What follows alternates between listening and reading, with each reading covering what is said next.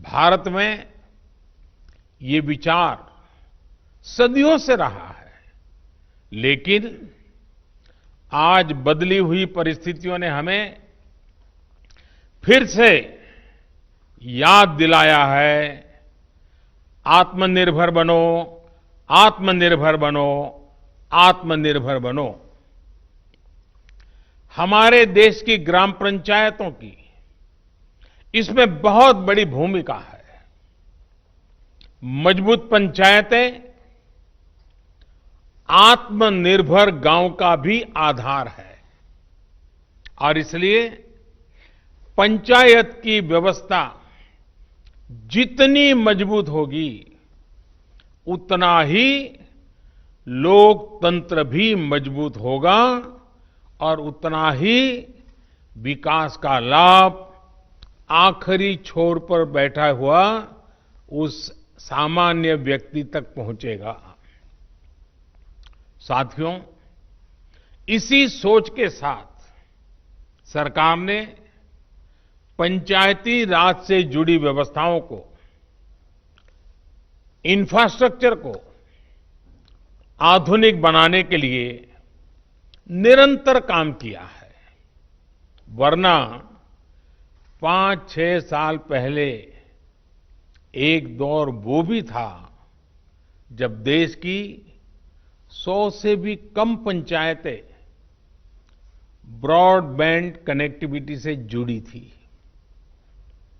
आज 1.25 लाख से ज्यादा पंचायतों तक ब्रॉडबैंड पहुंच चुका है। इतना ही नहीं, गांवों में कॉमन सर्विस सेंटरों की संख्या भी 3 लाख को पार कर रही है।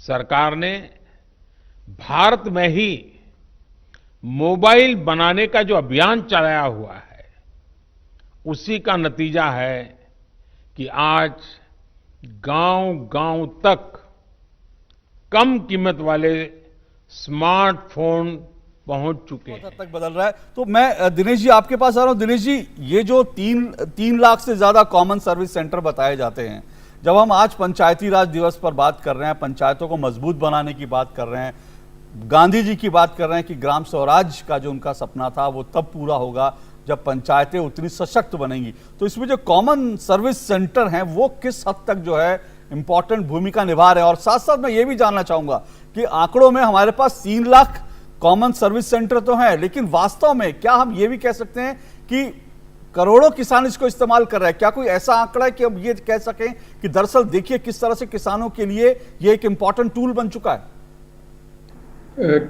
आज देश में कॉमन सर्विस सेंटर की जो संख्या है 4 लाख के करीब है। 4 लाख, जी, अच्छा, 4 लाख के करीब है और सभी पंचायत ज्यादातर कवर्ड है, जिसमें हर एक में कॉमन सर्विस सेंटर्स है।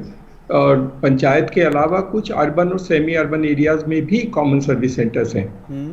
Common service centre digital India का एक भाग है, अभिन्न अंग है और उसका भी मकसद है कि हम डिजिटल इंक्लूजन करें और एम्पावरमेंट करें, लोगों का एम्पावरमेंट हो, एनेबलमेंट हो, इंफॉर्मेशन, नॉलेज, स्किल लोगों को प्रोवाइड की जाए ताकि गांव और शहर में जो डिफरेंस है, जो अंतर है, वो कम हो सके। और जब लोगों को सारी इंफॉर्मेशन, नॉलेज, स्किल अपने गांव में ही मिल जाएगी तो उनको वो शहर जाने की जरूरत शायद नहीं पड़ेगी। और जो स्वराज का मकसद है कि हम स्वराज क्रिएट करेंगे, तो कॉमन सर्विस सेंटर की भूमिका बहुत अहम है तो स्वराज में भागीदारी देने के लिए। कॉमन सर्विस सेंटर की एक एसेंस ये भी है कि कॉमन सर्विस सेंटर गांव का वही लड़का या लड़की चलाते हैं, तो उसकी क्रेडिबिलिटी बहुत अच्छी होती है। उसके पास डिजिटल इंफ्रास्ट्रक्चर है और वो टेक्नोलॉजी के माध्यम से लोगों को सर्विस प्रोवाइड करता है और उसके पास कनेक्टिविटी भी होती है। आज जैसे माननीय प्रधानमंत्री जी ने कहा कि देश में 1,25,000 पंचायत में भारत नेट है। देखिए, कॉमन सर्विस सेंटर के विलेज लेवल एंटरप्रेन्योर ही भारत नेट को मैनेज करते हैं। जो लास्ट माइल पंचायत लेवल पे है, भारत नेट का मैनेजमेंट, ऑपरेशन और मेंटेनेंस वो कॉमन सर्विस सेंटर के विलेज लेवल एंटरप्रेन्योर्स ही करते हैं। हमारी कुछ लड़कियां जो गांव में ये कॉमन सर्विस सेंटर चलाती हैं, वो भी भारत नेट का रिपेयर और मेंटेनेंस करती हैं। तो भारत नेट की सिनर्जी, भारत नेट की वजह से इंटरनेट की एक्सेस लोगों को दी जाती है।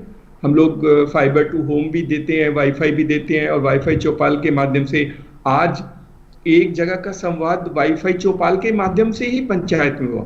एक प्रधान जो पीएम के साथ, ऑनरेबल पीएम के साथ जो वार्तालाप हुआ, उसमें प्रधान ने भारत नेट की वाईफाई चौपाल की कनेक्टिविटी को यूज किया।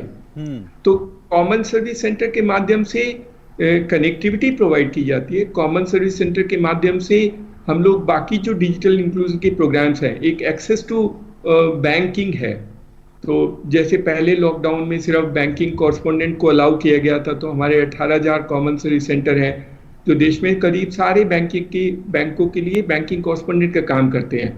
तो ये लोग, और एक हमारा आधार अनेबल पेमेंट सिस्टम है, उसके माध्यम से भी हमारे करीब 30,000 के करीब सेंटर्स हैं जो ये काम करते हैं। तो करीब 50,000 पहले लॉकडाउन में की फेज में भी कॉमन सर्विस सेंटर लोगों को उनकी फाइनेंशियल जो रिक्वायरमेंट्स है उनके लिए मदद करते थे जी। अब भारत सरकार ने डीबीटी तो इतना ट्रांसफर कर दिया, लेकिन वो महिलाएं या बच्चे या वो बूढ़े या वृद्ध लोग बैंक में जाने में उनको मुश्किलें होती हैं। तो कॉमन सर्विस सेंटर उन सब की मदद करता है कि वो एक्सेस करें। जैसे 20 करोड़ महिलाओं को जनधन अकाउंट होल्डर्स को 500 रुपए दिए गए, तो उनको बैंक जाने की जरूरत नहीं है, वो अपने कॉमन सर्विस सेंटर से पैसे निकाल सकते हैं। तो त्यागी जी, मैं आपसे बहुत संक्षेप में सिर्फ ये जानना चाह रहा हूं, जैसे आप कॉमन सिविल आप जो सेंटर हैं वो हैं ई ग्राम स्वराज ऐप, और साथ साथ जो है स्वामित्व योजना, क्या कह सकते हैं कि एक तरह से ये गांव को अपने आप में एक यूनिट की तरह से एक आत्मनिर्भर यूनिट बनाने की दिशा में ये एक बड़ा स्टेप है, ये कह सकते हैं हम? इन दोनों प्रोग्राम में बहुत सिनर्जी है। कॉमन सर्विस सेंटर और पंचायत में बहुत सिनर्जी है जी। और आज जो ई ग्राम स्वराज जो पोर्टल लॉन्च हुआ है, देखिए गांव में लोग अभी भी अपने आप काम करने में थोड़ा उनको तो हिचकिचाहट होती है, तो उनको असिस्टेड फॉर्मेट चाहिए, मतलब उनकी कोई मदद करता है। कॉमन सर्विस सेंटर वो असिस्टेड फॉर्मेट है जो गांव में पढ़े लिखे और जो कम पढ़े लिखे उन सबकी मदद करेगा इस ई ग्राम स्वराज पोर्टल से इंफॉर्मेशन एक्सेस करने के लिए। ठीक है। उनको अगर पूछना है तो बता देगा क्या काम हुआ, somebody want to find out details, तो वो डिटेल्स के साथ शेयर कर देगा। तो सारी चीजें जो ई ग्राम स्वराज पोर्टल पे हैं, स्कीम्स हैं, प्रोग्राम्स हैं, उनकी एलिजिबिलिटी है या उनका रजिस्ट्रेशन प्रोसेस है, ये सारी मदद कॉमन सर्विस सेंटर का जो विलेज लेवल एंटरप्रेन्योर है, लड़का या लड़की है, वो गांव वालों की मदद करेगा। और क्योंकि हम डिजिटल लिटरेसी का प्रोग्राम भी करते हैं, जो भारत सरकार का अभियान है, गाँव में हर एक परिवार में से एक को डिजिटल लिटरेट करना है, तो डिजिटल लिटरेसी के माध्यम से उनको सिखाते हैं, उनको एक्सेस कराते हैं। कॉमन सर्विस सेंटर भारत सरकार की सारी स्कीम के लिए एडवोकेसी करता है, अवेयरनेस क्रिएट करता है, उनको फिर अनेबल करता है और उनके लिए उनको समझाता है। सो अवेयरनेस, समझाना और अनेबलमेंट, ये तीनों काम कॉमन सर्विस सेंटर करता है, ताकि गांव में हर एक को, चाहे वो गरीब हो, चाहे किसी जाति परिवार से बिलोंग करता हो, चाहे गरीब हो, उन सबको वो सुविधाएं मिल सके जो कि उनको उनके ड्यू है। जी ठीक है, बहुत बहुत शुक्रिया त्यागी जी, समय फिलहाल इतना ही है।